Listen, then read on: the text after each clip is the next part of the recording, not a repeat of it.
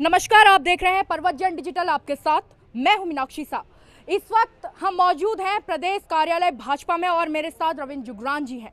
आज यहां आने का बेहद खास मकसद है क्योंकि राज्य आंदोलनकारियों के आरक्षण पर हमला किया है भाजपा सरकार ने। इसका सवाल बनता है इनसे कि आखिर इस तरीके की हरकत भाजपा की सरकार ने किस तरीके से की। 1403 दिन, 1400 दिन बाद आप लोग प्रार्थना पत्र देते हैं जो कि 30 दिन में दिया जाना था।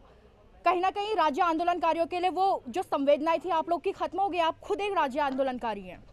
नहीं, देखिए, जो भी कहूँगा सच कहूँगा। मीडिया से रूबरू हो रहा हूँ मैं, और अभी ये बात समझिए कि मीडिया के सामने भी अपनी अंतरात्मा की आवाज़ पर और गीता पर हाथ रखकर मैं सच कहूँगा।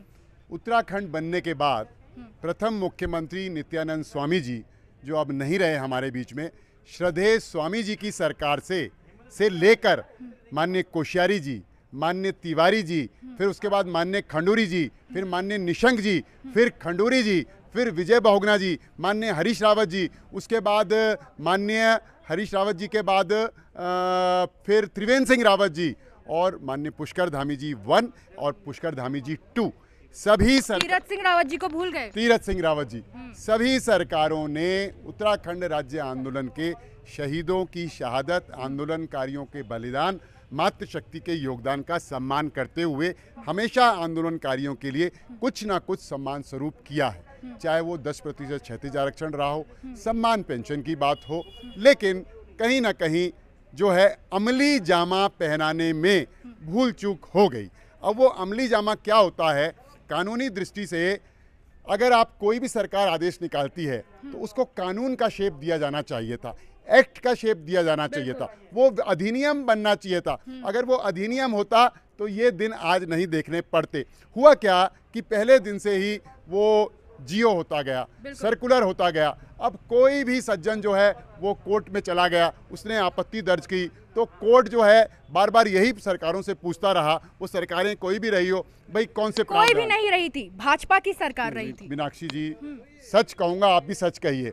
ये खाली भाजपा की सरकार में नहीं हुआ, ये 2010 से चल रहा है। तो 10 से लेकर अब तक कितनी सरकारें आई हैं, ठीक है ना? तो कोर्ट को अवसर मिल जाता है। अगर कानून बना होता तो कोर्ट जो है विधायिका के कार्यों में हस्तक्षेप नहीं करता, पॉलिसी मेकिंग पे हस्तक्षेप नहीं करता, एक्ट होता तो हस्तक्षेप नहीं करता।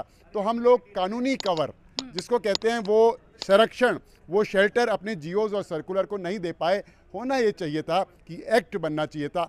अब मैं आपको इतना बता दूं कि इस एक्ट बनने की प्रक्रिया में पूर्ववर्ती धामी जी की जो पहली सरकार थी, उसने मंत्रिमंडल के प्रस्ताव को माननीय राज्यपाल जी को भेजा है।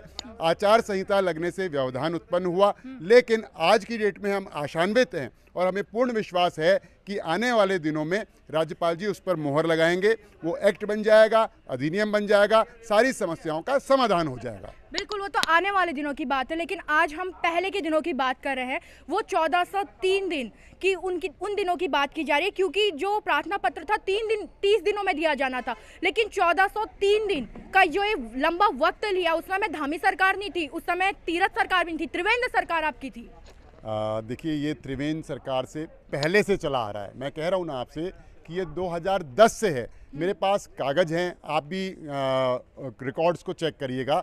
और मुझे बहुत अच्छा लगा कि एक तो यंग जर्नलिस्ट और ऊपर से एक महिला जर्नलिस्ट इतनी मुखरता से, प्रखरता से, निर्भीकता से ऐसे प्रश्नों पर उद्वेलित है, आक्रोशित है और सत्ताधारी दल के कार्यकर्ताओं और पार्टी से जवाब मांग रहा है। तो हम ऐसी जिजीविषा का, ऐसी ललक का और ऐसे संकल्प का जो कि ऐसे जर्नलिस्टों में है, रावत जी का आपका स्वागत और अभिनंदन करते हैं। इससे उत्तराखंड का भला होगा।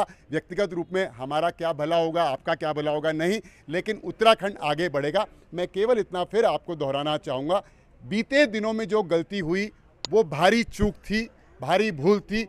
उन गलतियों से सभी दलों की सरकारों को सबक लेने की आवश्यकता है कि इससे बड़ा संवेदनशील विषय हो नहीं सकता उत्तराखंड के लिए, क्योंकि ये शहीदों, आंदोलनकारियों और उत्तराखंड की जनता से जुड़ा हुआ प्रश्न है। लेकिन सरकार ने अपना काम कर दिया है। राज्यपाल जी की प्रतीक्षा हो रही है कब वो मोहर लगाएंगे, और हमें विश्वास है कि वो बहुत संवेदनशील व्यक्ति हैं, सैन्य पृष्ठभूमि के हैं, उनका ट्रैक रिकॉर्ड बहुत अच्छा रहा है। आने वाले दिनों में इस पे जब वो मुहर लगा देंगे, ये अधिनियम बन जाएगा और सारी समस्याओं का समाधान सब हो कुछ जाएगा। होगा जुगरान जी, जिस दिन ये हो जाएगा वो तो बहुत अच्छी बात है। उस दिन वो तो भविष्य के गर्व में है। उस दिन मिठाई खाने जरूर हम भाजपा कार्यालय आएंगे जिस दिन ये चीज होगी, लेकिन फिलहाल इसको लेकर कोई बात नहीं है। सिर्फ आप लोग जिस तरीके से मैं कह सकती हूँ कि उड़ान बातें कर रहे हैं, ये अभी उड़ान पे ही है। और कहीं ना कहीं मैं अभी रविंद्र जुगरान भाजपा के प्रवक्ता से बात नहीं करना चाहती हूँ, अभी मैं बात करना चाहती हूँ जिन राज्य आंदोलनकारी रविंद्र जुगरान से। तो मैं चाहती हूँ कि आप जवाब भी उसी तरीके से दें, एक राज्य आंदोलनकारी के तौर पे, ना कि भाजपा के प्रवक्ता के तौर पे। ठीक है, एक राज्य आंदोलनकारी का भी यही जवाब है कि कहीं ना कहीं चूक हुई है। जियो, जब पहला जियो निकला नरेंद्र तिवारी जी के समय, और आज तक हमको उसको कानून का शेप दिया जाना चाहिए था। कानून का शेप दिए जाने के प्रयास और कोशिश हुई है, लेकिन यह राज्यपाल का विशेषाधिकार होता है कि वो कब और कितने समय में और कितनी जल्दी इसको अपनी मोहर लगाए। तो अब हम इंतजार कर रहे हैं राज्यपाल जी का। और तो राज्यपाल जी का इंतजार है। मैं लगातार वही कह रही हूँ, जिस समय राज्यपाल जी उस बात को लेकर जियो ले आएंगे, वो चीज़ पे मुहर लग जाएगी, उस दिन मिठाई खाने डेफिनेटली हम आएंगे। यही चैनल होगा परवतजन डिजिटल, जो इसी तरीके से आपको लेकर खबर दिखाएगा कि भाजपा सरकार ने कितना बढ़िया काम किया है। लेकिन कहीं ना कहीं अब उन 730 परिवार को क्या, जिनको कभी भी लात पड़ सकती है। मैं भारतीय जनता पार्टी का कार्यकर्ता होने के नाते, उत्तराखंड राज्य आंदोलनकारी होने के नाते, इस राज्य का एक सजग नागरिक होने के नाते, एक न्यायप्रिय व्यक्ति होने के नाते आपको यह आश्वस्त करता हूं कि एक भी सरकारी सेवक पे आंच नहीं आने वाली है। ऐसी व्यवस्था होने की प्रक्रिया में है। अब वो प्रक्रिया के अंतिम पायदान पे है, जब मुहर लग के आएगी सब समाधान हो जाएगा। अच्छा जुगरान जी, एक सवाल है, जिस तरीके से जनता के जैसे मुद्दे हैं, जैसे कि आप देख लो राज्य आंदोलनकारियों का ये मुद्दा था, तो इसको कितना दिन डिले कर दिया गया, 1403 दिन डिले कर दिया गया उस प्रार्थना पत्र को भेजने में, है ना। बहुत बड़ी बात है। कहीं ना कहीं अगर ऐसा, जैसे आपका अभी मुख्यमंत्री का चुनाव होना है, 6 महीने के अंदर छोड़ के अगर आप 12 महीने में पहुंच जाए तो आपका भी तो पासा पूरा तरीके से पलट जाएगा। सेम प्रोसेस जनता के साथ होती है, तो उस समय जो भी सरकार होती है, पार्टियां होती है, संवेदनशील क्यों नहीं होती है? आपकी बात से मैं सहमत हूँ और इसमें ढिलाई हुई है, लेकिन जैसा मैंने कहा कि ये प्रक्रिया में है, प्रोसेस में है। अंतिम प्रक्रिया जिसे कहते हैं कि हम अपने गोल पोस्ट से लेके हमने क्रॉस करते हाफ डी क्रॉस किया, फिर हाफ फील्ड क्रॉस किया, हम दूसरे गोल पोस्ट में पहुंच गए, हमको फाइनल शॉट मारनी है और वो गोल हो गया। तो ये अंतिम प्रक्रिया में है। माननीय राज्यपाल जी मोहर लगाएंगे और यह कार्य फलीभूत होगा और समस्या का समाधान होगा, एक्ट बन जाएगा। आप भी आक्रोशित हैं इस मामले को लेकर?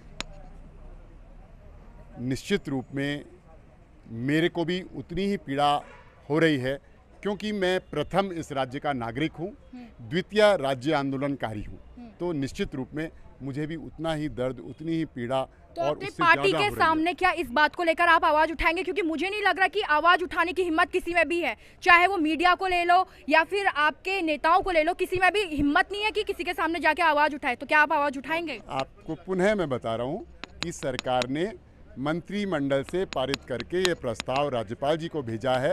राज्यपाल जी को सरकार बाध्य नहीं कर सकती, निर्देशित नहीं कर सकती, उनको डायरेक्शन नहीं दे सकती। कोई भी उत्तराखंड के अंदर कोई दल हो, सरकार हो, निर्देशित नहीं कर सकती।